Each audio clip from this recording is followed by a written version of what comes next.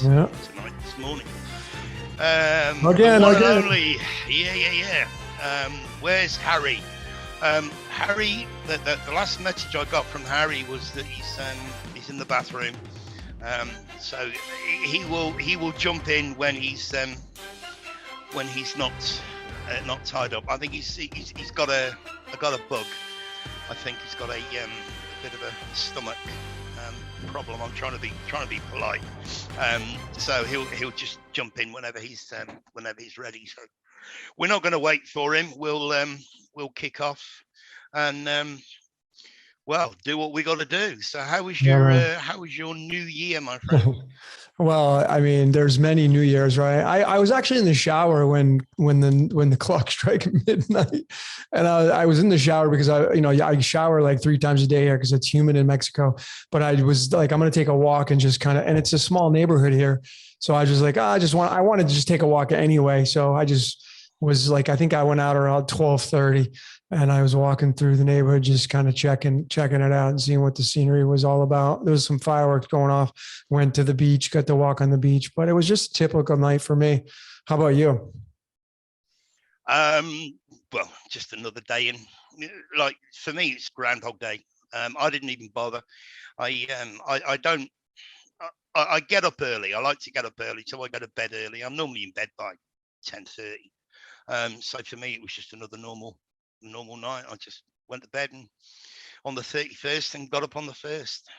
Yeah, it's interesting New Year's because there are many people that are like, well, it's the Gregorian New Year's, but it's not the actual New Year. People are like, well, the New Year is in the spring equinox. But what's really fascinating about that is it's not the spring equinox in the Tropic of Capricorn where the countries of Australia and New Zealand reside. It's actually their fall time. So, I mean, it's really interesting. And then when you kind of like, why are the tropics Cancer and Capricorn? And when the winter's here in the Tropic of Cancer, it's supposedly the birth of Christ. But in the Tropic of Capricorn, which is Saturn and perhaps the father of the Christ, it's the wintertime there. It's really, I mean, it's the summertime there. It's really fascinating when you kind of get into these layers of the yin yang always happening, duality always happening, no matter where you're at in this world. It's really fascinating. It's all convoluted. I mean, we in the last couple of podcasts, we talked about the old calendar where you've got March being the first month, right? Which spring. Okay. Well, that makes sense because you're going to plant in the spring, harvest in the fall or the autumn, but March in the southern hemisphere is the fall time, so it's not a new year. Yeah, you know what I mean? Absolutely. New year in Australia, middle of summer, January the 1st. Yeah, middle of summer, and for us in the north, it's the middle of winter. So how can it be a new year? It's just a new year on the calendar. It's just for date purposes. Yeah, and when you take into account the added 10 or 11 days and the 1,000 years, then January the 11th minus 10 days will bring you back to January 1. January being technically being the 11th month. So January 11 would be 11/11, less the 10 days, still 11/1, which is the 111. It's just all over the place. The 111 connection's crazy. Yeah. Yeah. Go ahead. Somebody yesterday, I was watching a video on BitChute, and somebody had filmed themselves asking Alexa, that or Siri. I got one of those. Yeah. Oh, have you? I do. Okay. Yeah. Well, when you get a minute, ask Siri what will happen on February 22. Really? Okay. Because I don't even have mine hooked up though. I gotta hook it up. I just gotta try to learn like foreign languages and stuff because you can ask it like, what is this? Say this word in Spanish. So I got it for that sole purpose. Oh, okay. Yeah. Well, this person said, what will happen on February 22? And the answer was on 2/22/2022 at 2:22 a.m. there will be an alien invasion. Really? That's what Alexa says? Yeah. Really? Well, that's what Alexa said in this particular video. Yeah. Wow. I gotta go. Now you got me curious. I gotta go plug I haven't plugged mine in since I moved. So Yeah, I'll have to go plug her in and see what she's got to say. That's interesting. You got to check it. Yeah, on February, on 2/22, 2022. Yeah, so February the 22nd, 2022 at 2:22 a.m. Yeah, there will be an alien invasion. Now, I don't know if you saw that that New Year's Eve firework or CGI thing from Beijing. I think I sent it to your WeChat. If you're able to, you probably won't be able to get it up on the screen, but a lot of people have seen it. And you see the hologram, the holographic show. You know, if they can pull that off, they can pull anything off. Sure. Yeah. I mean, well, Spider-Man Homecoming, 2019, I think it was. That was, the whole movie was around holographic images and being duped. So yeah. Now look, just as I pick up my phone to check to see if I've sent it to you at 11:11. Yeah, I have. It's a little video. I sent it to you on Sunday. It'll be on your WeChat. Okay. Have a look at it when you get a minute. And if there's any way you can put it into the into this podcast, either at the beginning or the end, it would be absolutely insane for those who haven't seen it. It's 2 minutes and 30 seconds or something. Okay. The CG. I mean, and someone said to me, "Oh, it's not real." Well, I have seen this kind of holographic stuff here in China last year, about this time last year, coming up for the Spring Festival. I went out with some friends, went to another city, went out with some friends, and we watched this holographic display. Wasn't as good or wasn't as powerful as the one that I'm talking about, but guys, it's there. It's there. They've got that kind of technology. So if they wanted to do their alien invasion, no problem. They've got the technology.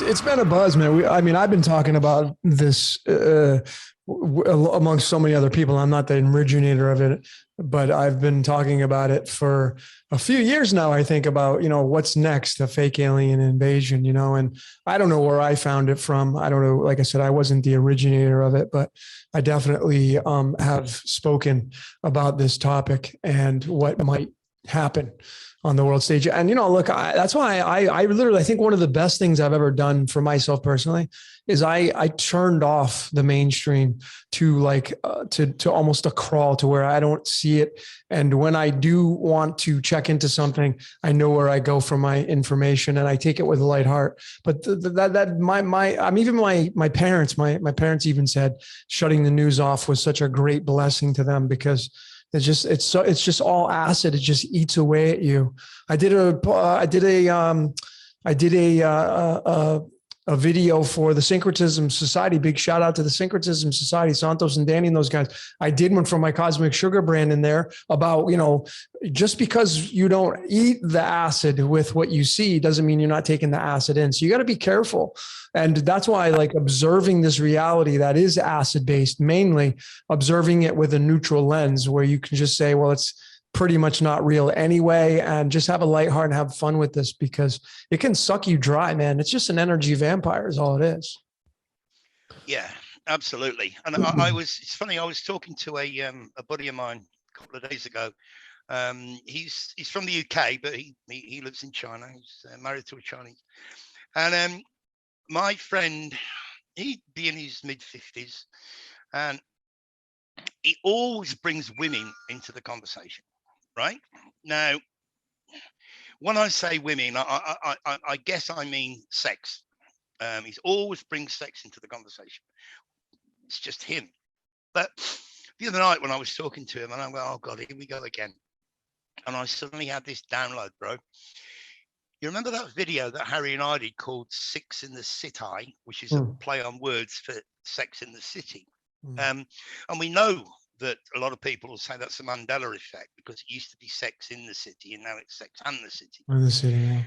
Well, the city is a like a nickname for the city of London, which is the head of finance, right? So sex and the city, basically what rules our lives, right? And we made this video, number 61, I think it is from memory.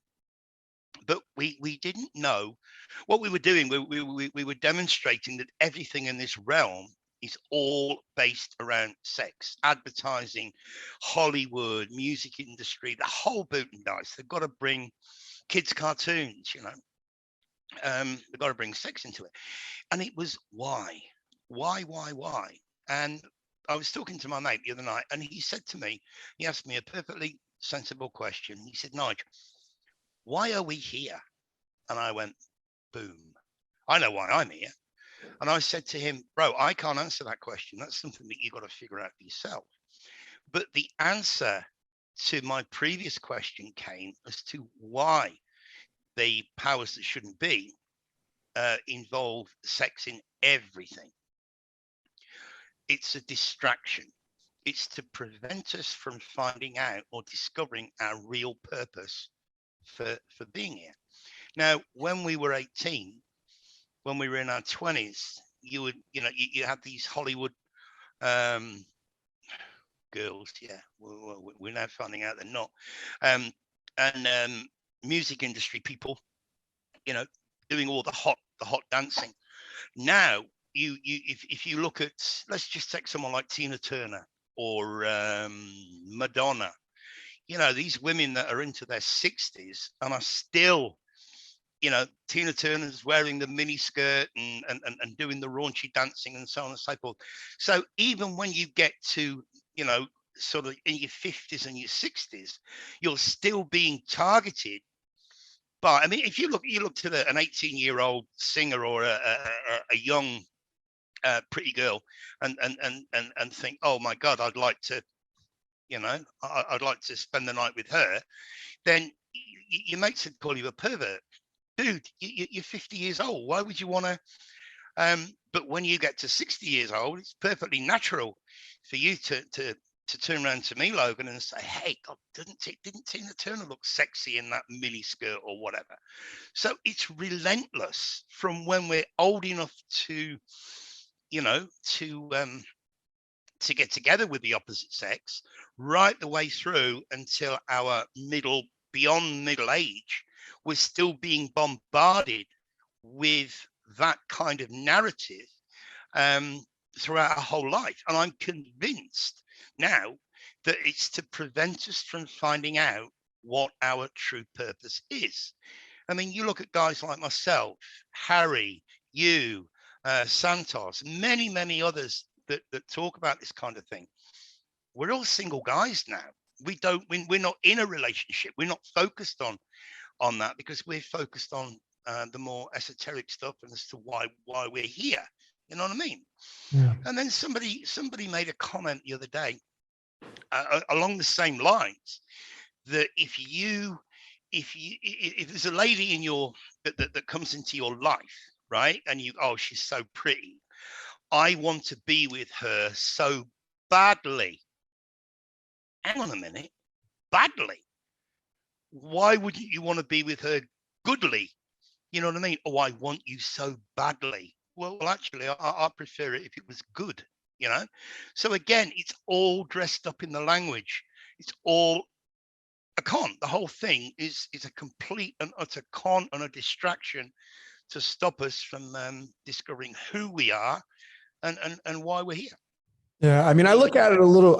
Those are great points, Nige. I look at it a little different. I mean, I observe I use the chakra system quite a bit when I do my personal readings for people, and it's clear that, you know, when Jesus points to the heart, always he's possibly pointing to the earth, right? But it's the color green, and it's the great balancer. When you take the pH scale that runs nutrition, it goes from the numbers 0 or 1 through 14, and 7 is the great balancer. But when you squash that down 50%, it's the 1 through 7, and 4 is the great balancer. And of course, what is chakras 1, 2, and 3? It runs the lower realms, which is where procreation and Taurus and Venus and those players play out their parts. And then you have the colors red, orange, and yellow. And we're always reminded of the red, orange, yellow, and green when you pull up to a stoplight, when you're driving your car, and there it is at the stoplight. It's the red, yellow, and green, constantly telling you to stay in the lower chakra realms. And of course, not to rise into the higher ones, which is the throat, the third eye, and the crown. And those balance you out. So I think, you know, in this reality, I'm beginning to realize that there's a blend of the primal, which is your ego, and your devil. And then there's your higher self, your spirit. There's the spirit and the ego, which I've shown the 19 and the 15, if you want to bring the cards and the numerology into it. But you need both to navigate through this reality, right? But it's just that when you have an unbalanced avatar and you're in the lower chakras, you know, that is where it can become troublesome, and you're really not going to get out of the game. And when you wake up and you get at least to the balancing act of the 4, you have the ability to see both sides. And that's why I say the middle path, which is the heart, is where to go. I'm like Santos and Danny, those guys, they teach the right-hand path. I don't believe that. I think it's the neutral path. It's the middle pillar, because you're a blend of both the white and black, and the gray. I mean, I'm wearing gray, right? I'm not wearing it because I'm talking about this. Just I happen to wear gray, but gray is the neutrality color. And that's where you want to be an observer of this reality and give you the best chance to win the game of life, if there is such a thing. That's just kind of how I see it anyway. But yeah, it's all about sex in this reality. A majority of it is. It's the 101, the portal, as you reminded me, you know, many times. You know, in the last podcast that Harry and I did, we showed the columns, the Jackie and Boaz, which is the BJ, you know, and then somebody in the comments said, well, what about flipping it to JB, you know, James Bond, and there are many other biblical Jesus, BJ, and what's a BJ? You know, exactly what we've just been talking about, but the middle way. I mean, I think it was Dolores Cannon. I'm not going to make any comment about Dolores Cannon, but she used to teach that the Jesus character used to teach the way, the middle path, which is exactly what, you know, guys like you and I try to stay on. Don't take sides. Whereas, as you rightly say, Santos prefers to take the right-hand path, the righteous path. Well, you're still picking a side. You know, for me, it's straight down the middle, the 101, the LOL. You know, which I don't use anymore. I've gone back to using ha when I send a text with a joke or something. You know, I used to use LOL. I don't use it anymore. Yeah. Because it's the 101. Everything in this realm has got an esoteric connection to it, and some of those esoteric connections are given a negative connotation, like the number 33 or the number 666 and all this kind of stuff, where in reality they're just numbers. You know, I mean, each knows. I can give you an example. If you, it's just a couple of notes I made the other night. The word ritual and the word ceremony in Chinese is yishu. It's the same word, right? They don't have a different word for a ritual or ceremony. It's the same word. What we've done in English is we've given negative connotations to the word ritual and positive connotations to the word ceremony. So we've split them, right? But in Chinese, it's the same word. And the same applies for Mingyan, which is fate and destiny. It's the same word in Chinese, whereas we've given fate the negative connotations, as in fatal, and destiny the positive connotations, right? In other words, you know, oh, it was our destiny to meet. In China, they would say it's our fate, because it's the same. Technically, it's the same meaning, but they polarized them. They've created the duality. So you use this word or you use this word, fate, ritual or ceremony, and destiny being the positive aspects. And you can find loads of examples in English where that's the case. And that's why I always like to check the Chinese, see what the Chinese word is for these particular words. And in many cases, you find that there's no difference. Yeah, I mean, you start doing the phonetics of the words, it really kind of changes a lot of things. Because I mean, if you just use the classical word "you," like you and me, you can just put the letter "u" there, and that's exactly how it sounds. That's how it's spelled. And there are a lot of words that do the same exact thing, you know. So I would be really, you know, it'd be really cool, Nigel, is if we could, because you're teaching over there in China, if you could get the phonetic spellings of these words that really kind of tailor into the English language. I bet there's a lot of hidden gems in there, you know, Mate, I spend a lot of time breaking down the phonetics of the English. You can't so much do it with Chinese, because Chinese is a tonal language anyway. Yeah.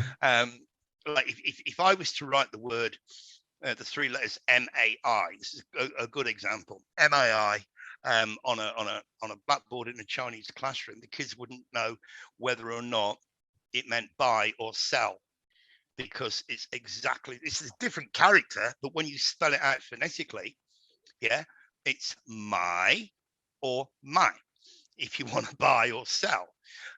So when we're looking at phonetics, it doesn't work in Chinese, but it certainly works in English. I mean, there was one that I missed the other day on our previous podcast when we were talking about assination, and the amount of references in the Bible to an ass. Jesus rode on an ass. Asinine, to be like as stupid as an ass, and how again it's all connected to the sexual content with certain. You remember Obama, I'll bum you. Well, what does "I'll bum you" actually mean? You know, what do we used to say in the UK to little kids? Oh, you cheeky bugger! You cheeky bugger! Well, what does that mean? Your face has two cheeks, your ass has two cheeks, and the verb to bugger means to You know, Yeah, I mean, it all comes down to the game. You know, I mean, as I've said before, this is not something new. The game that we're playing needs players. That's it. And that's why if you go study Genesis 1 verses 28, it'll tell you that the God of that book says, go and be fruitful and multiply and procreate. Go start humping. Go start making babies because I need energy. That's how it feeds off of energy, and we are energetic currency. And it's so crazy when I mean, there's people that are coming out with posts about we're in a simulation. I was in a conversation, which I kind of regret I even got into, but about living in a computer simulation, and people can't wrap their minds around that. I'm pretty, well versed in these areas. I have a hard time wrapping my mind around, we're in a simulation. Well, just what does that mean, right? And how does that work? But when you start to look at how we create computers and we create cell phones and we create our so below, is it any different than this reality that we're playing out here? No, it's not, because when you look at a motherboard, we're standing on it, right? That's the earth plane. And if you go study the transistors and how a computer and a motherboard is operating through the energy and the currency flow of these transistors and how they absorb energy. And it's really based in Ohm's law. If you study Ohm's law, which is voltage, currency, and resistance, and that VIR. And that's what it's all about in this reality. And the game needs players. So it needs you to start humping. So when you take yourself away from that, I think you have your third eye can open up, and you have the ability to tune in to the frequency that is there waiting for you patiently to tap into. Yeah. I mean, you just spoke about Ohm's law. Where do we live? We live at Ohm. I'm going Ohm. Going home. Going home. You know what I mean? If you look at the word WHO in capital letters, right, and invert it, Ohm, OHM, right? And we live at Ohm. So it's all about electricity, magnetism, frequency. People just don't get how important frequency is. I mean, if you're listening to somebody, Logan, playing the piano, just casually playing the piano, it's just in the background, it's nice and soft, and and they hit a bum note, oh, it makes you cringe. Why would it have that much of an effect on you? Because it's all to do with frequency, which is why things resonate with you. How are you? I'm sound. How are you? Oh, that's sound. That's good. Yeah. That rings a bell. The amount of connections that we've got, that we just, they're almost like throwaway sayings, that everyday sayings that we use in English without even giving them any thought whatsoever. You know what I mean? Yeah. That rings true. Oh, what he said resonates with me. You know what I mean? So there must be some truth in it, because I can feel the truth in what he said. What was the other thing that I wrote down? Yeah, and isn't an interesting word, medicine. Break it down phonetically. Med is sin. Med is sin. Well, I would do medicine. This proper syllable is MEDICINE. Medicine. Yeah. Yeah, I get it. Yeah. I mean, it's just how you pronounce it phonetically. That's why I've been as a true numerologist, as a fan of numerology, the science of numbers. Get away from I don't know. I'm not even going to say lame gematria, but it's just that's. Get into numerology. That's where you're going to find your truth, and get rid of your vowels and go right straight up into consonants. Start decoding just consonants. Take all your vowels out. Start creating a foundation with that. A whole new world will open up before your eyes. And then you're going to be like, oh my God, a shiny new toy. So if you're a decoder, get rid of your vowels for a month. Start decoding all your words with just the consonants and see what you come up with.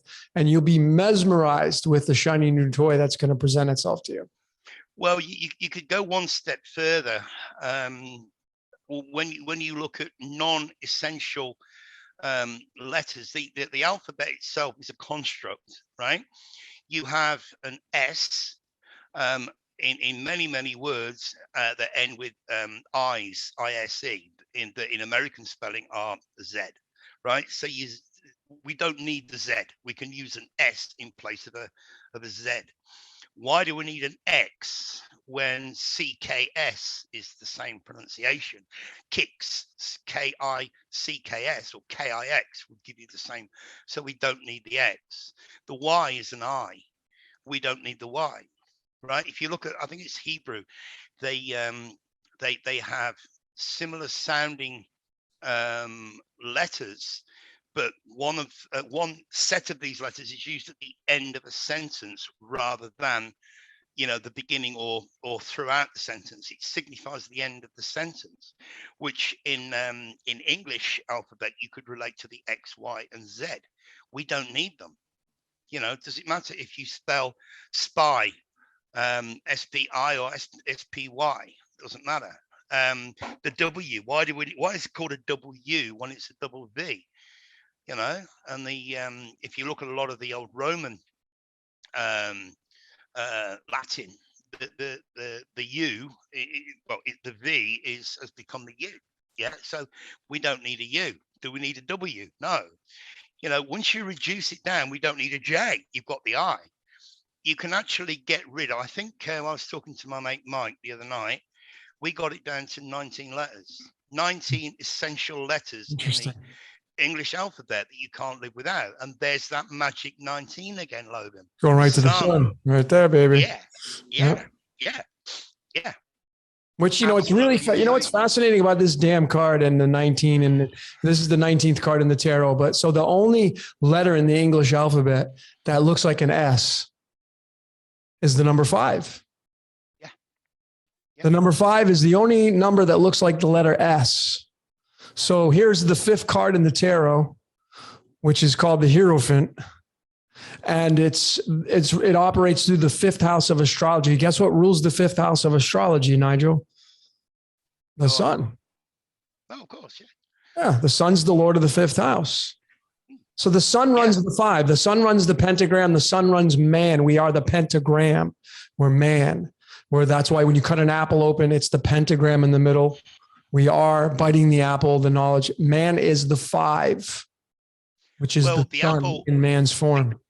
The apple is a good one. I mean, I spoke about this a long time ago, that if you cut it vertically, it looks like the female. The womb, yep.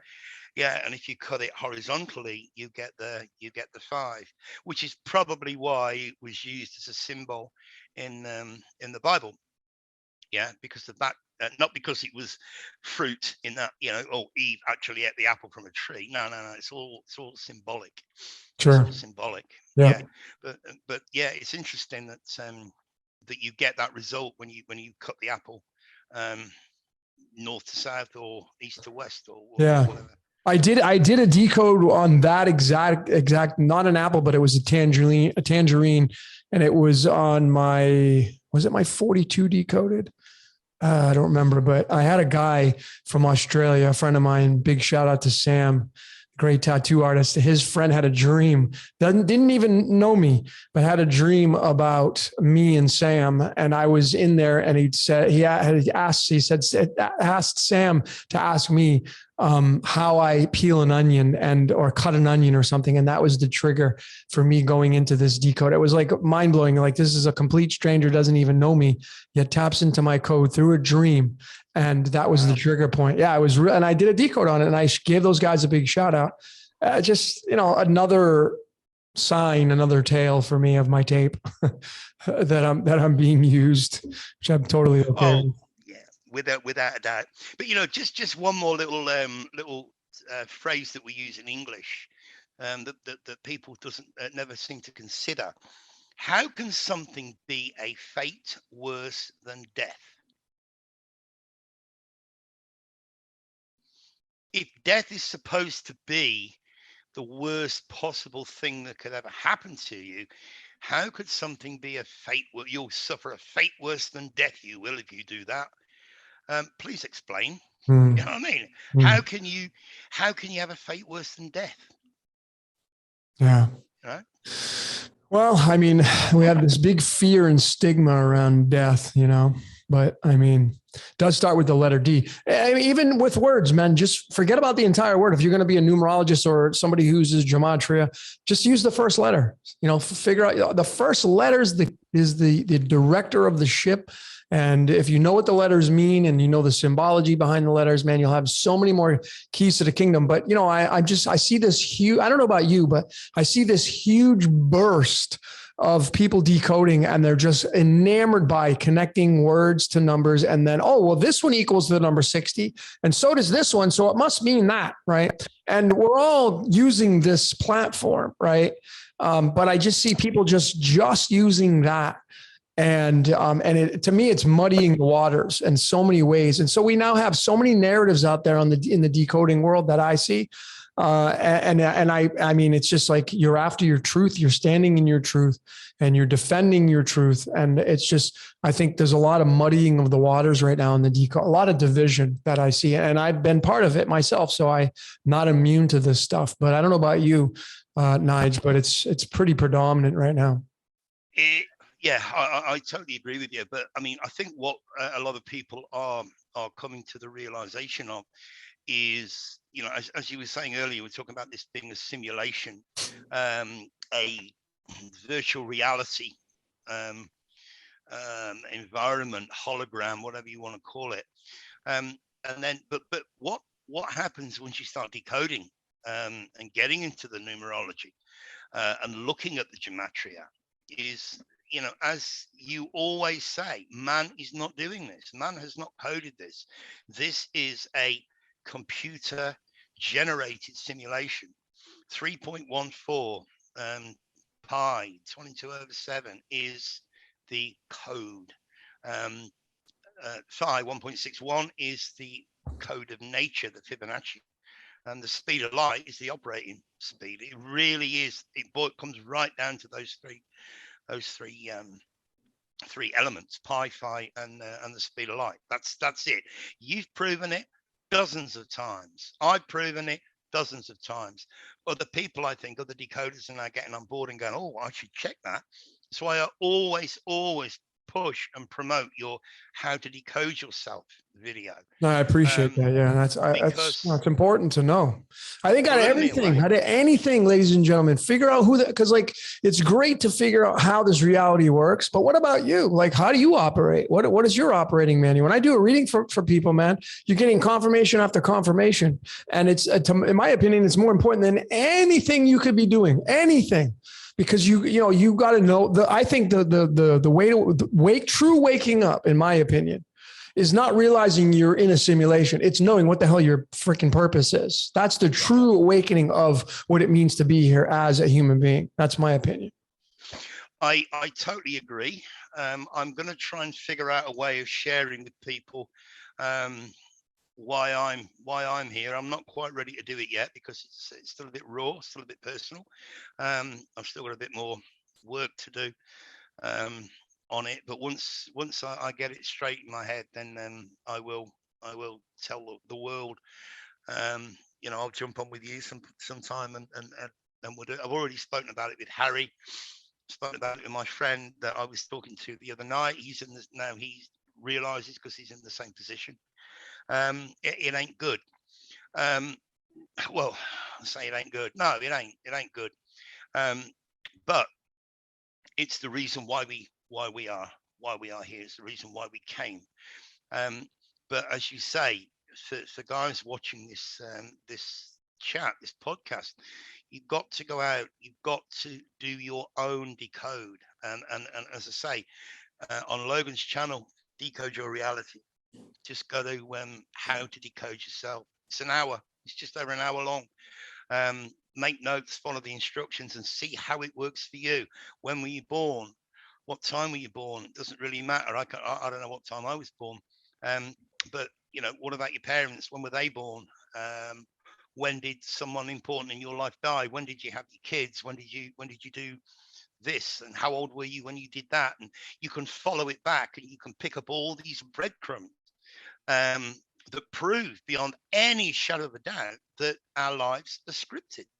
Absolutely, 100%. Yeah, I mean, even how to decode yourself video it's an hour and 5 minutes long, and that was I shot that before I came up with finding and discovering that the Masonic description of the God, they call the great architect of the universe. The great architect of the universe equals 105. The video on how to decode yourself is an hour and 5 minutes long. When I found that discovery, like, yeah, people are like, oh, you know, haha, that's kind of funny. That's just a coincidence. But no, when you go through the timestamps of my videos, I can show you time after time after time that I'm tapping into the code, that codes are tapping into me. I'm observant. See, when you observe the code long enough, the code starts to observe you back. That's how it works. That's what I'm finding in my research personally. That's what I believe at this point.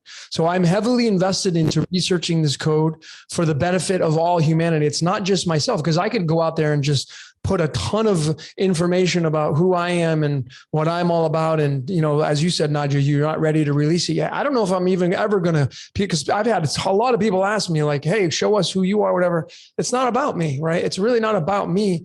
It's about the world and making the world a better place. That's my mission. It always has been my mission. And I stand by my, you know, research. I was just involved in a friendly dispute on another fellow decoder who I respect, on living in a simulation. And it just ended up going kind of like people end up, you know, like piranhas, man. People just, no, it's this, and how can this, and you're doing this, and da-da-da. And it's just, it can't get to the point where I'm just like, you know, like I realized that I'm probably going to end my commenting on people's posts from here on out, because, you know, I have over almost 250 videos now, and that's my support. And then you get people that just cast their opinions, and then they like, you know, oh, this is how it is and you're wrong, or, you know, they're calling you this or calling you that. And so I just see a lot of division right now, and I'm just realizing that I'm not interested in that at this point. I'm just going to allow, like, I come in and do friendly stuff with you guys, and I do stuff with, I'm going on Syncretism Society tomorrow,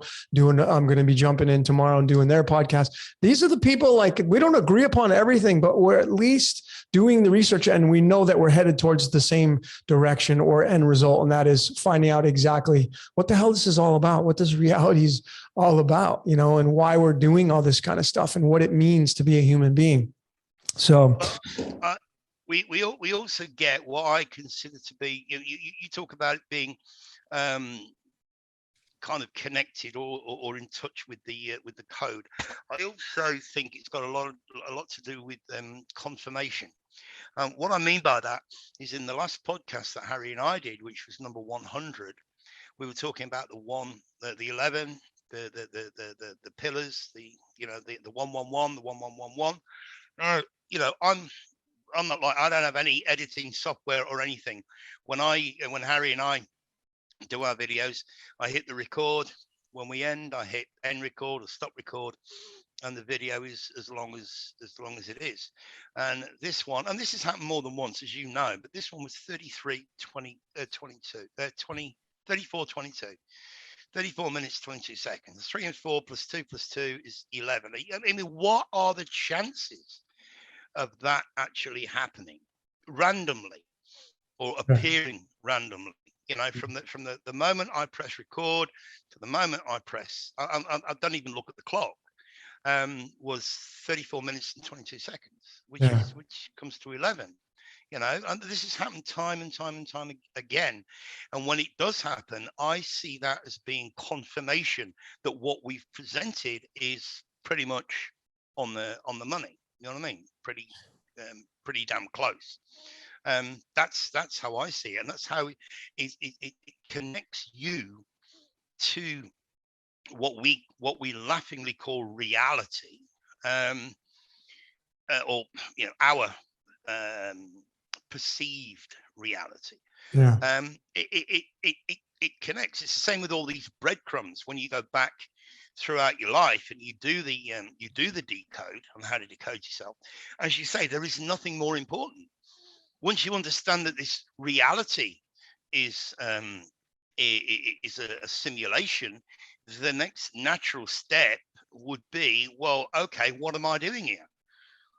what is my purpose? I mean, it's easy to say that the meaning of life is that life has meaning. That's easy to say. Well, what meaning? Well, go and find out. Harry and I were talking off. We weren't recording this, but I'm going to throw this at you. What people like David Icke call the perception deception. How do you and I even know, Logan, that what we're looking at or what we're seeing is exactly the same as what, how do I know that what you're seeing is the same as what I'm seeing, and what I'm seeing is the same as what you're seeing? And a really good example of this, and I don't mean, this is going to sound horrible, but I really don't mean to be disrespectful to anyone with what I'm about to say, but it's a really good example of trying to explain it. How many times, Logan, during your life have you known someone or had a good friend, reasonably good-looking friend, who gets married to a girl or a woman, and you look at that girl and you look at your friend and you think, oh my God, how can you wake up with that every morning? And I'm sure it's the same for girls. Are you seeing her the same way that your friend's seeing her? Well, you can't be, because he finds her attractive and you don't find her attractive. So is there something wrong with you, or is there something wrong with him, or is it just the perception, or what, as I say, what David Icke would call a perception deception? And I know there are going to be people listening to this going, God, yeah, my sister-in-law, God, she's really ugly, but my brother loves her. He thinks she's wonderful. Now, again, one of the nicest people I ever met in my entire life was a lady in China. She's a few years ago now. She moved to Japan. Her English is off the charts, but this girl at the time, she was in her 30s, mid to late 30s, never married, no kids. And to put it in a polite way, she's never likely to be married, right? She's just not attractive. She knows she's not attractive, but what a beautiful human being. Literally one of the nicest, most wonderful people I've ever had the pleasure of meeting. But there was no physical attraction, and there never would be. So, I know there are going to be trolls out there, people that are taking this the wrong way and saying, oh, you don't judge a book by its cover. That's not the point I'm making. The point I'm trying to make is, do I see what you see, Logan? Or do you see what I see? Yeah. Do you know what I mean? Yeah. I mean, people are not going to get to, basically, people are not going to get to meet this woman who you find is like so beautiful on the inside. They're probably never going to be able to appreciate what you saw, which is beyond the layers of just the superficial. And they're just going to judge the superficial and say, that's not the person for me. So I get it. I completely understand. I understand the whole aspects of perception, and then the illusory that comes with that as well, because that is a play on what we're all dealing with in this reality is illusions. It's illusions. Let's mix it up a little bit. I want to talk about, I want to get into this. I have an upcoming decode coming out. Have you seen Don't Look Up? Have you seen the movie? No, the movie, yeah. You have? Yeah. Okay, cool. Yeah. All right, cool. So I had a few people, big shout out to Jordan. He actually recommended that I watch it. And I did. I watched it, and I had some huge breakthroughs with the decoding of it. What did you find with it? Did you find anything quite fascinating with it? Like what did you get from it message wise? I likened it to Idiocracy. Yeah. It's very, very true to form insofar as you've got this asteroid that's going to hit the Earth. What's the connection with the 6 months and 14 days? I'll tell you that. I'll tell you that in a minute, but go ahead. There's something in that, definitely. I'll tell you that in a second. But it was just generally people's attitude to like, it's like, so what? You know what I mean? People are just not interested. Even when he goes to the White House, I mean, they just blow him away, blow him out. And it's just like you've got these two guys, this girl and this guy, being totally serious, and nobody's taking them seriously. Yet they've got all the evidence and all the the proof that this thing's gonna happen. But there was one twist that when he was told that he was going to die alone. Did you pick up on that? And when the actual thing comes in, he's actually sitting at home with his friends and his family, and of course they're all about to get wiped out. So, you know, he wasn't going to die alone. Yeah, I mean, so when I come out with this, man, I'm going to be offering a few different theories, but the first things that I picked up on, the very first one was the 6 months and 14 days, and that's Trump's birthday. That was the very first one that I picked up on, Trump being born on June 14th. And then, you know, the other thing I picked up on was the main star of the movie was Leonardo DiCaprio, which is Leo, which Leo is the sun. So you have this comet falling from the sky. Leo is the guy presenting it to the White House. And then the other thing I picked up on was Jennifer Lawrence was the one who discovered the comet. Jennifer Lawrence was the main star in the Hunger Games. And then there's a movie that just came out on February 3rd called Moonfall. And one of the main stars of that is Donald Sutherland, who was also in the Hunger Games. So you have these characters in these maybe perhaps precursors to what may happen also in these movies of dystopian nature, perhaps telling their story of what could be. Is it the sun? Is the moon that's going to fall? I had proposed these theories that, I mean, I've said it before, the sun's on a timer, it's going to go out and, you know, and whatnot. I mean, maybe it will be the moon. Maybe the moon is the Christ and the Christ is going to return and he's bringing his sword and he's going to wipe out a lot of people when it falls. But the other big key to all of this is we know the sun and the moon. Well, the people that follow my research, Jordan's, the sun and the moon runs the stock market. The words stock and market equal 19 and 18, which is the sun and the moon cards. Jordan's been showing the rise and fall of the crypto market with the new moon and the full moons. So we know that's what runs the stock market, okay, or it appears to do that anyway. So if we bring in these layers of money in the financial markets, don't look up talking and telling you not to look at the peak of these markets, because the stock market, the New York Stock Exchange, the S&P, all these are on major highs right now. And is it telling you not to look at these markets as they're at their very pinnacle or apexes and they're about to come crumbling down? Is that what they're really telling you? Is it just an allegory of that? The 6 months and 14 days of when it hits, it was a big clue of Trump's birthday. So I went 6 months and 14 days from the day, the release date of that movie, which is got 2 days, December 5th and December 10th. December 5th, and you add 6 months and 14 days, it puts you at June 19th is the actual day that the comet would hit. Now, 19 is the sun. It's the sun card, right? So you have a match to the sun card with that movie automatically. And you have Leonardo DiCaprio, Leo, the sun, playing the main character of the movie itself. So you have a big reference to the sun, but we know the sun runs the stock market. Okay. So you have these referencing points as well. And then when you go on to the June 19th card in the cards of illumination, you get the Jack Clubs card, which is card 24. Trump equals 24, Donald equals 24 in numerology. So there's this other underlying tale that perhaps is alluding to the fact that, and I'm saying this is possible. Now I have to disclaim this is possible, that the selection of Biden and Harris will be removed because the public will finally realize that it was built on a fraudulent foundation. And what would happen is Trump would be put back into office again, and that would be around the summertime of what they're saying. This don't look up. The markets will crash. All these major events will happen. And I guess the last bomb I want to drop on this, Nigel, is December 5th is also the numbers are 1, 2, and 5, 12, 5, 125. And when you go into the book of Daniel in the Old Testament, Daniel 2 verses 24, it talks about a stone. When he's interpreting the dreams of King Nebuchadnezzar, he's talking about a stone that's going to come and smash the kingdoms and forever bury them. And the stone will be like a great mountain falling from the sky. That's what the book of Daniel says. Well, the word stone in Hebrew equals 125. Which is a direct match to when that movie Don't Look Up came out on December 5th.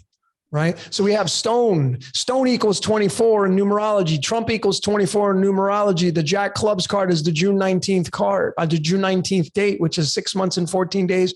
And Trump's birthday is June 14th. There are so many connections that I'm finding with this.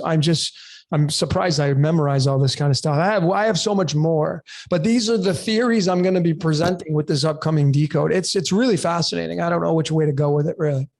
Well, how about you said it was released December the 5th in some parts and December the 10th, 5 days apart. December the 5th is my brother's birthday. Interestingly enough. But if you go from December the 5th to the 10th, 5 days. So if you add 5 more days from June 19th, you get 24, which is 6, 2 and 4, 6, and 2022. There's your 666, bro. Yeah, it's also June 20. Yeah, and 24 is the word stone that's talked about in the book of Daniel. The stone that's going to come down and shatter the kingdoms. It's 24. Donald is 24. Trump is 24. The Jack Clubs card is the 24th card, which is the card of June 19th. And then you have June 24th, just 5 days later, which would correspond with December 5th and December 10th. So they have the 2 dates there somewhere in between. I don't know. Is this what's going to happen? Like I said, you could have Trump being put back into office. You could have fraudulent come out with the selection process. And you could also have the rise and fall of the markets themselves. Crypto gets put into play, or we actually will see the sun or moon come crashing into Earth. Well, whatever's going to happen, and all that we do when we talk about these dates, Logan, is we make them what we call a high watch date. Be prepared. Hopefully the day will pass. I mean, remember the old December the 31st, 1999. Everything was going to shit itself, wasn't it? Because the Y2K, and of course nothing happened. And a lot of times, we look at these dates and we go, something's going to happen, and it doesn't. But it doesn't mean that we shouldn't keep our eye on those dates, and if something happens, expect it to happen and understand why it's happened. But I have a feeling that I can't get can't get away from, that something this year, something is going to something on the size, the scale of 9/11, or even bigger, something biblical is going to happen. Yeah, I think so too. I think nature is going to have its say. And there could be a lot of people that get wiped out. I mean, if you're if there is really a reset coming where nature has its play in this, and there is something that will fall from the sky, as what these movies are alluding to, well, I mean, it would make sense to have these underground bases everywhere to kind of go run and hide in the caves in the, underground. And, I mean, that's perhaps what the whole reasoning is behind that. Reason why you have all these FEMA camps throughout the United States just sitting there vacant, empty, with a ton of disposable coffins. That also could be the very reason why we're having this in 2022. As you know, I mean, Jordan talks about this. I have another decode coming out on the Shemitah. We are in the 50th Golden Jubilee year. And that's why, we just had our Gregorian New Year, but the Rosh Hashanah is not till September, which is going to be the 5,783rd year of the Hebrew calendar, and 5,783 is the 759th prime number. 59 is the game of life. 7 is the endings and completions. So this could quite possibly be telling us that the great reset of whatever that looks like will happen between now and the end of 2022. Yeah, I definitely think so. It's funny how you mentioned the 7. I meant to mention this today. I'm going to ask you a question. I'm going to put you on the spot.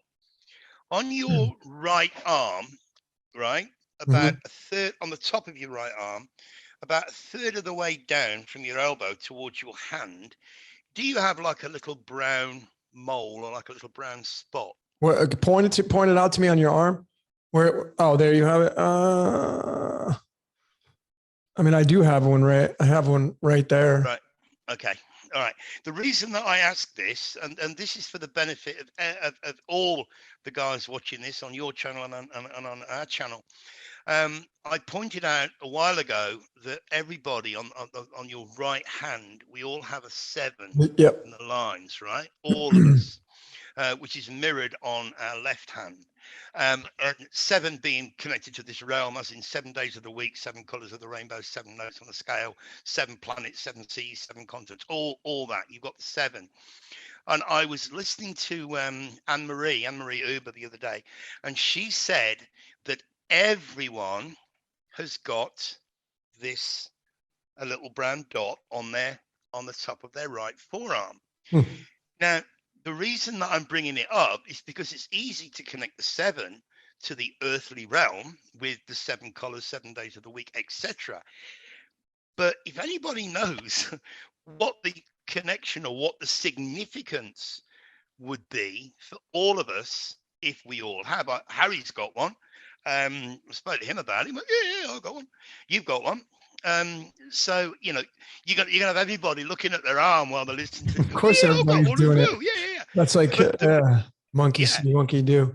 Yeah, but what I'm after is the connection. Is what does it mean? Why do we all have this little brown dot on our right forearm? Interesting. Yeah. What I mean, what was the deeper underlying meaning that this person was kind of expressing with the whole objective of having this on your right arm? It wasn't.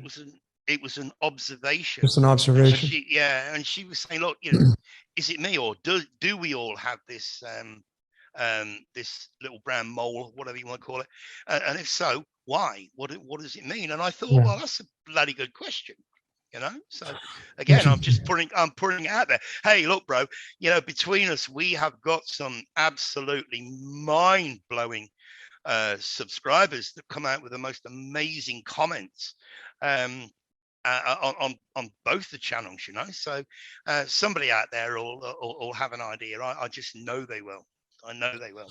Yeah, there's some really good decoders out there that are just they don't have any content, and I wish they did, because I mean, I get a lot of my content from research, but there are people out there that throw their decodes and I'm like, whew, that's some pretty heavy stuff. And it just takes one little nugget to really, I mean, I threw on, have you seen the Blade Runner 2049, the new Blade Runner movie? Not yet. No. Oh, so I just threw it on in the background the other night. I was decoding and I threw it on, and of course I'm going back and forth. And there's a date on with the movie, and it was just, the connections are crazy. But that movie's about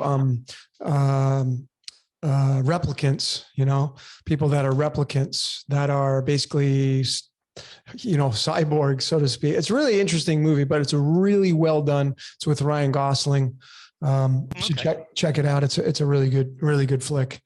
It's a remake, obviously. Yeah, it was done in 1982, I think it was. So. Oh, okay. Yeah, I'll check that one out. Another one that somebody told me to check is Falling Down. Apparently, Michael. Yeah, him. Michael. No, Michael Douglas. Michael Douglas. Yeah. That's a great movie. I've been binge watching quite a few movies. I put a list up on our last podcast of it just happened to be 11. I mean, you can't, fucking 11 just keeps coming round and round and round. 11 movies that I'm suggesting people watch because they're just full of truth drops. Even if you've seen them before. Sausage Party is just a mind blow. Have you watched that one? I haven't, but this is like the third time you've mentioned it. So I think I'm probably going to have to, it's kind of raunchy. I know that I'm not really interested in the raunchiness, but I'm looking for the truth bombs. So, well, you've seen Toy Story, right? Oh, of course. Right. At Toy Story, the toys can talk to each other. Well, it's based along the same things. It's all the different kinds of food in the supermarket can talk to each other. So the raunchiness of it is funny. You know what I mean? You've got a Frankfurter sausage talking to a bread bun, saying, "Oh, I can't wait to get in you." All right, you know what I mean? It's raunchy. It's more of a innuendos, sexual innuendos. But if anybody listening to this is tempted to watch it, you've got young kids. No, take the kids out of the way. But the and I know, Logan, you will be tempted to decode it, but I don't think there's a need to decode it because the truth bombs are just so blatant in that movie, but it's a must watch in my opinion. It's from 2016, I believe. Absolutely crazy. It's insane, man. When you start to, I mean, I was watching, well, I was eating my salad to this afternoon, and I decided to throw on an episode of Seinfeld. Right, I think Seinfeld's a really funny show, and of course, I'm looking at the apartment he's walking in. There's the 3C. You know, it's just everywhere. The 33 is just. And you can't just label it as Masonic, folks. You know, like you got to get away from that kind of mentality, because they're using it, yes, but now you're using it. So does that make you Masonic? No. You know, I mean, it's just the 33 is a very special number when you know how to read it, and it is man. It's man. It's the all-seeing eye, but it's man. It's tied to the all-seeing eye, tied to the spiral, tied to the G. It's tied to so many things. You know, so we got to get past this mentality of Masonic and even the Jesuit stuff. Like, you know, get away from the whole Jesuit is the bad kind of enemy, evil organization. And I'm just not into that blame game kind of situation. Well, you can twist things as much as you want. You know, I mean, you and I were talking on the phone the other day, and I mentioned about the 56 and the 65. You can give it whatever connotations you want. You mentioned that your how to decode yourself is an hour and 5 minutes. Well, that's 65 minutes. Did you design it to be 65 minutes? No, of course not. None of us do. We just hit the record, and when we finish, and it is what it is. But you've got the 6556 right there in your how to decode yourself, which shows you that it's a powerful number straight away. What age is in the West do people retire? Do guys retire? 65. Why? Why not 66 or 64 or 60? You know, these numbers have a resonance throughout the whole reality. This fake simulation that we find ourselves stuck in. But they're there for a reason.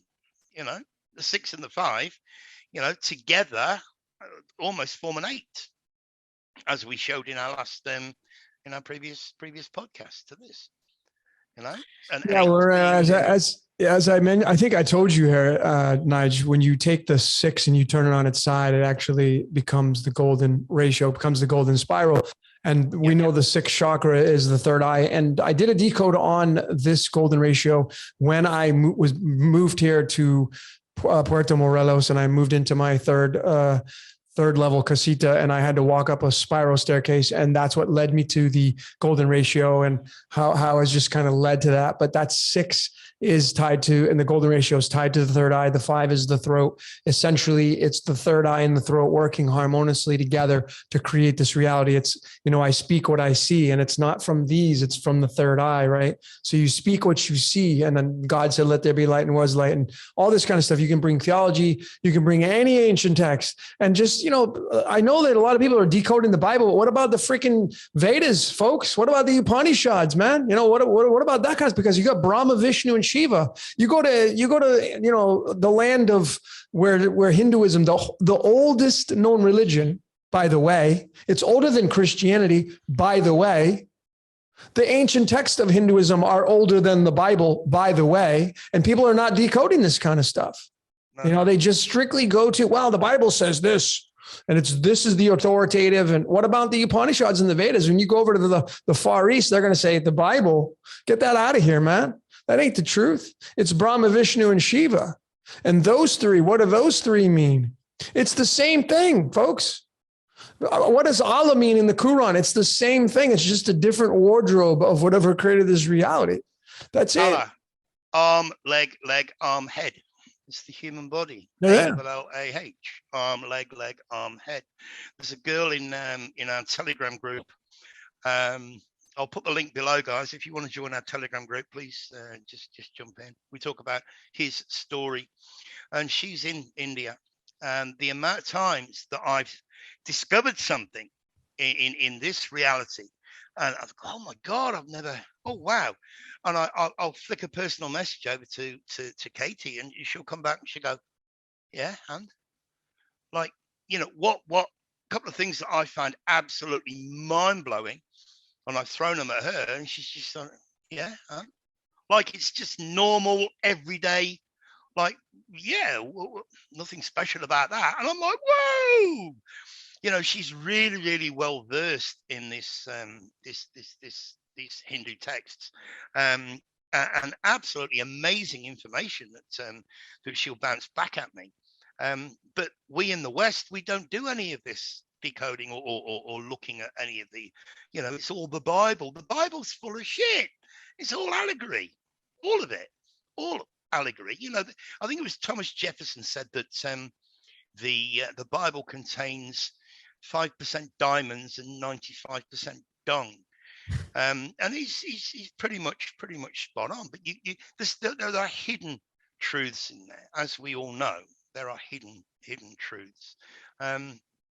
But a lot of it, again, is mockery. You know, getting back to Jesus rode an ass. Well, you know, what's the difference between an ass and a donkey? I'm sure there is one, but and again, what do we say? Stick it up your ass. You know what I mean? You don't want, so you can stick it up your ass. Why do we say that? Because again, it's built into our culture, into our society, into our narrative, and nobody takes a step back, or very few people take a step back and go, well, hang on, what's this all about? Why do we say this? Why do we do this? And when I found myself over here teaching English, it was a great opportunity for me to suddenly go, hang on, why do we say that? Why do we use that word? And that's really what started me off on my awakening, was the language. You know, breaking words down, seeing what they really mean. As we were speaking about earlier, the phonetics, the phonics of the word. I mean, you can write out phonetically the capital letters, right? You can phonetically write a word for A, B, C, D, E, F, G, etc.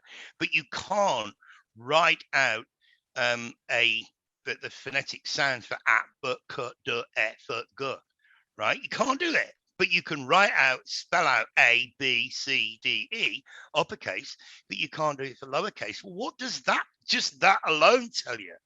That everything is, that sound is more important than writing or you know, the written word.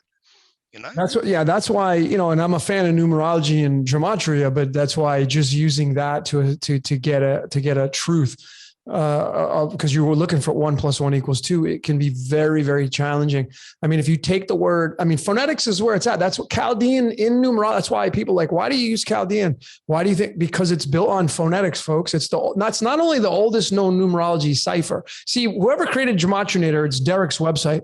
I don't know Derek personally. I've communicated with him a few times via email, but whoever created that website, man, they're I don't know where they're even getting these ciphers from. And ultimately, because the number 9 is embedded in all these ciphers, you're going to get truths in all of them, because 9 is a repeater number. That's why you can take the reverses and you can find, oh, there's the number matching up with that. And you can find the patterns, because the number 9 is going to repeat everything. And that's what holds it all together. The number 9, which is going to be tied to the golden ratio again. Yeah, but when you go into numerology, Chaldean, when you go into numerology and Chaldean, they use only the numbers 1 through 8, because the number 8 is tied to the analema, which is tied to the patterns of the sun, which runs this reality. Okay. And Chaldean's the oldest known numerology cipher. If you just look at the letter F and the letter P, it's almost identical in the way it looks. The F is a broken P. When you say phonetics, can you spell it with a P or can you spell it with an F? You can spell it with both. When you say phonetics, you can use an F, fo, F-O. There's a fo, fee, fi, fo, fum. You don't spell it with a P-H-O. It's F-O. So it's phonetically the best cipher to use when you're talking language, right? To get the closest to the source. Chaldean is your best bet if you're a new decoder and you're looking to start off with connecting words to numbers. That's kind of my take on that. But phonetics is where it's at. Yes, frequency and vibration. Well, as you say, Chaldean uses 1 through 8. But if you add 1 through 8, you get 36, which gives you your 9 anyway. So the 9 is embedded in the Chaldean. Of course. In the Chaldean, without actually the need to use the number 9, because it's embedded in the 1 through 8.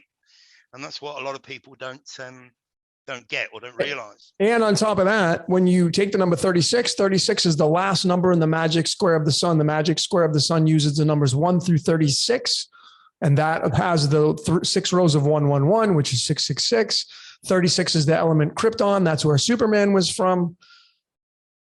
That's where the Christ and all that story comes from. Kryptonite is Krypton. It's green. What is Jesus always pointing to? The heart. It's the heart chakra.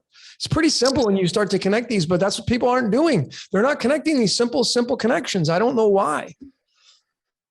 I don't know why, man. It's not difficult. It's difficult in the beginning because you know you've got to go through the 101, the initial stages. I mean, you know, you can't go and oh, I don't know, you can't go and build a house if you don't know how to put 2 bits of wood together. So people got to learn the basics to start with, and once you've got those basics, like you've just explained, it's a doddle. It's really, really, really, really easy. Yep. You know. Yep. But people won't. They're not prepared to spend a couple of hours. It's all it takes, a couple of hours to get familiar with the basics, what this means, what that means. Getting back to Derek's site, Gematrinator. I mean, it's a brilliant, fantastic. It's awesome. I love it. I use it all the time. I'm very grateful for it. Yeah. You know, but if you were to use all of the ciphers, every single cipher on that page, on that site, you're going to find anything in anything. That's it. Yeah, it would be the PCR test.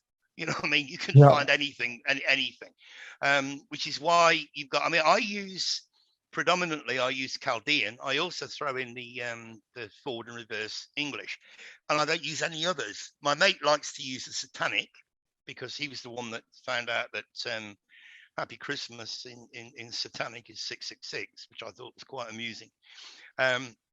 But you know, and people, oh yeah, but it means this if you go into this particular cipher, or if you go into this one, it means this, and it's all convoluted. You know, you can get completely lost, which is why, I mean, I know you predominantly use Chaldean. You occasionally use the English.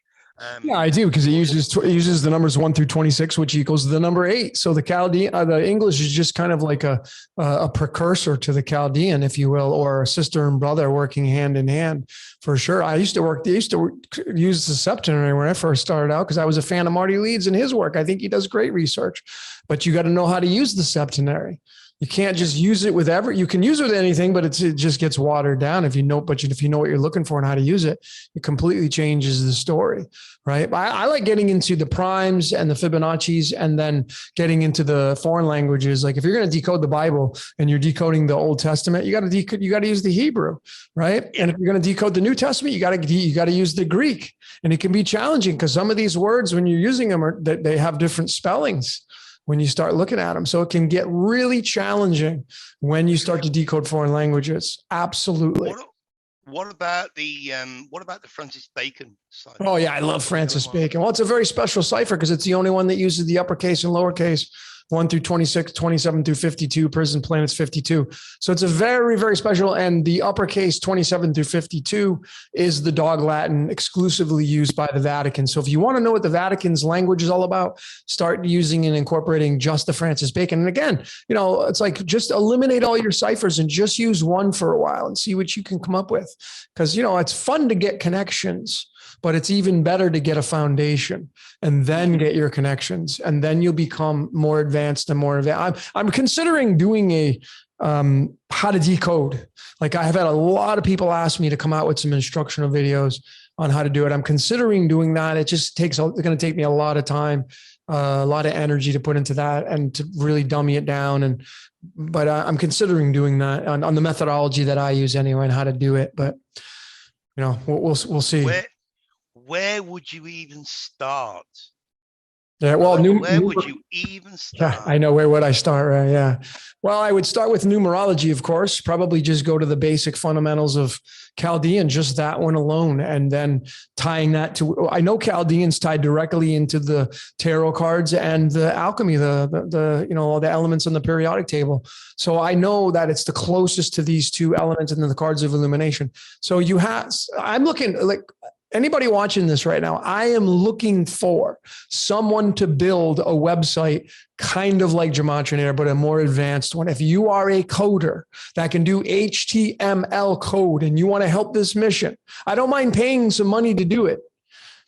I don't mind paying it. I just need somebody that will do it. I've had people come, oh, I'll do it. And then it doesn't, I'll pay. I don't care. I need someone that's a coder that wants to do it. And I'm going to be involving the cards of illumination, the tarot, more layers. So it's just easy peasy for you. And you type a word in, you get the outcome of the word, you get the outcome of the card, you get the alchemy, all these layers, because this is what we need as tools, as decoders, to really take it to the next level.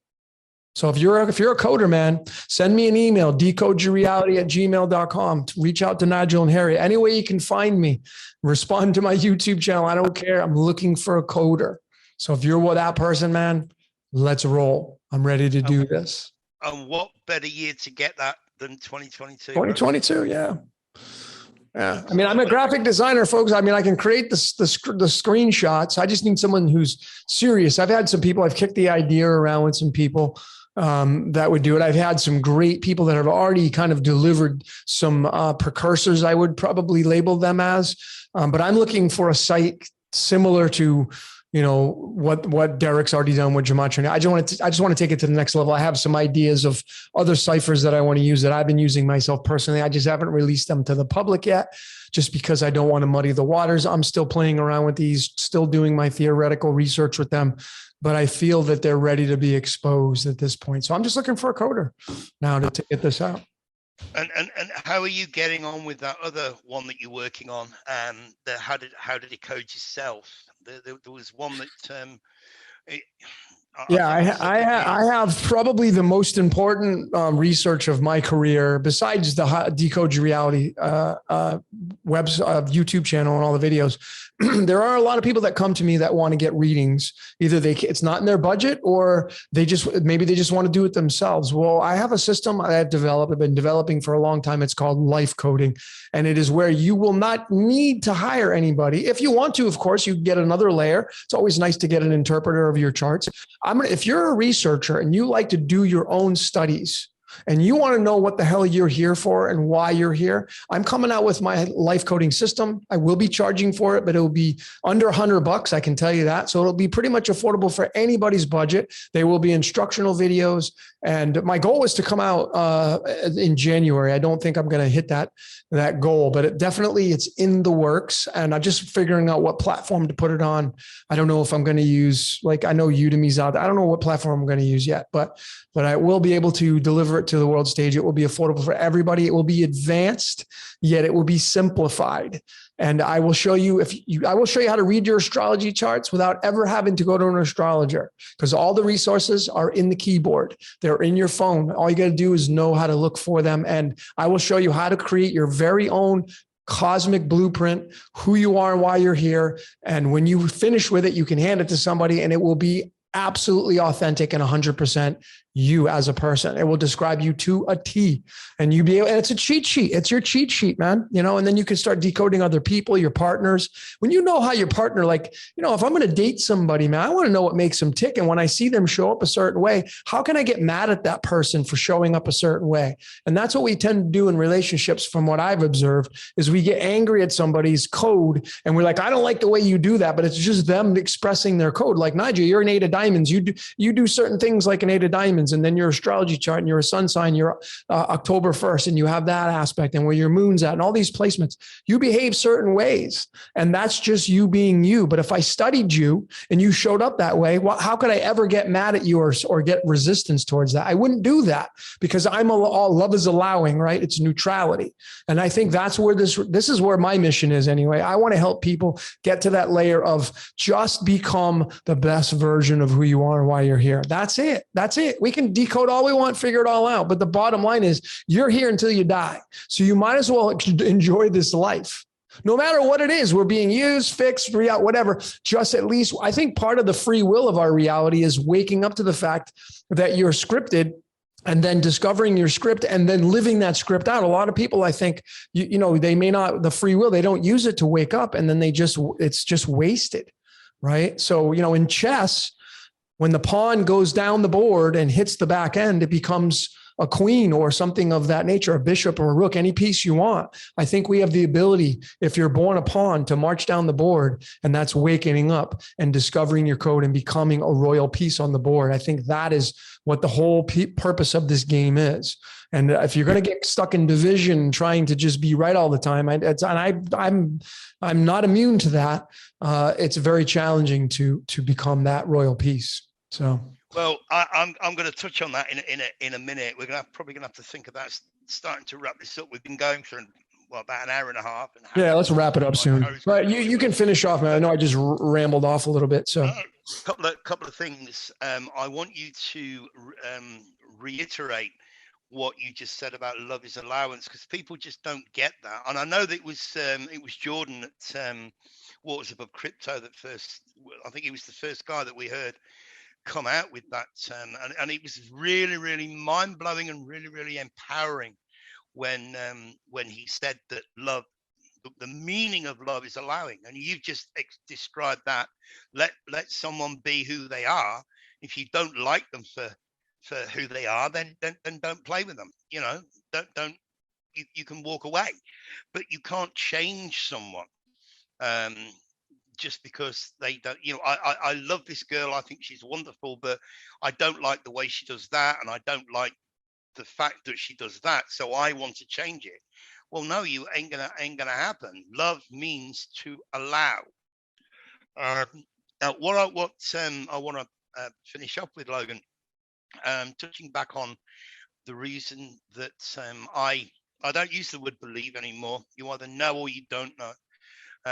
Why I'm pretty convinced that I know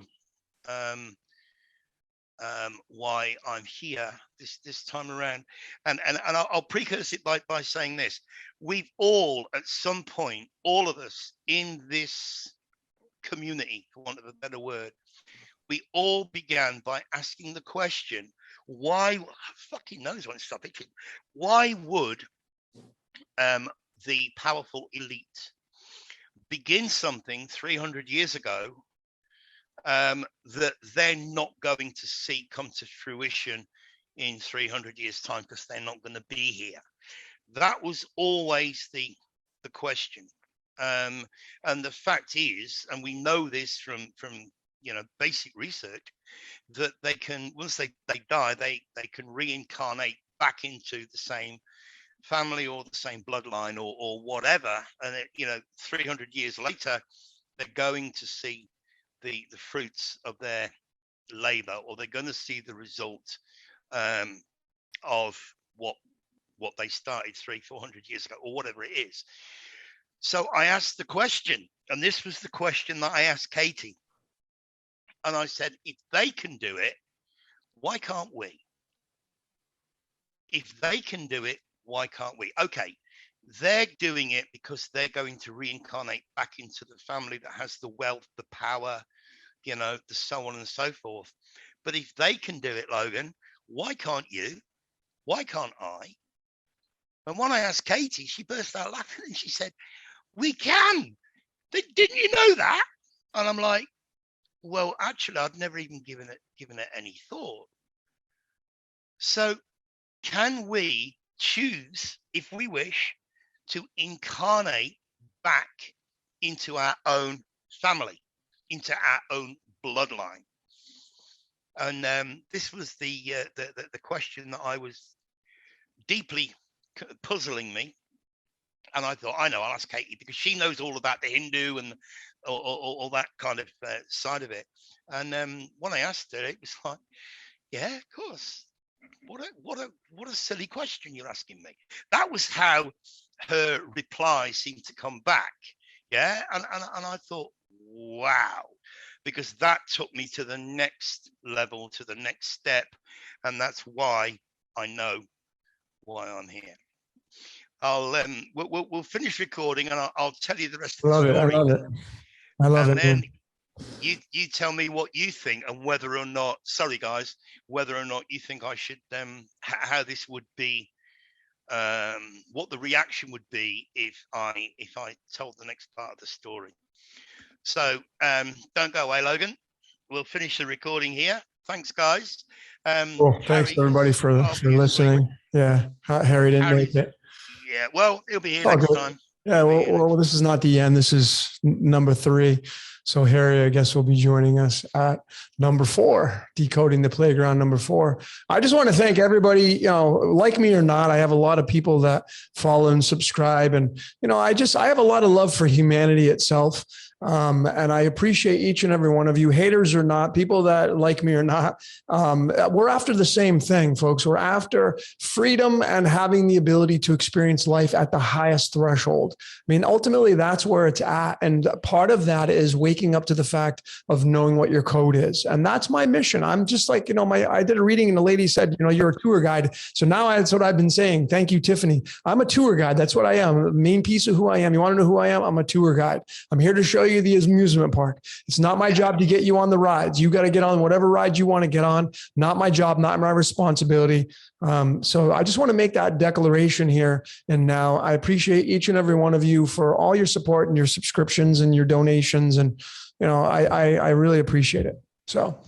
Well, Harry and I tend to say the same thing, that we are tour guides. You don't have to like us. Just take the information and do whatever you want to do with the information. I mean, as far as we're concerned, I mean, we both got Harry and I both got a regular job, so to speak. We're not monetized. We're not in this for any financial reward.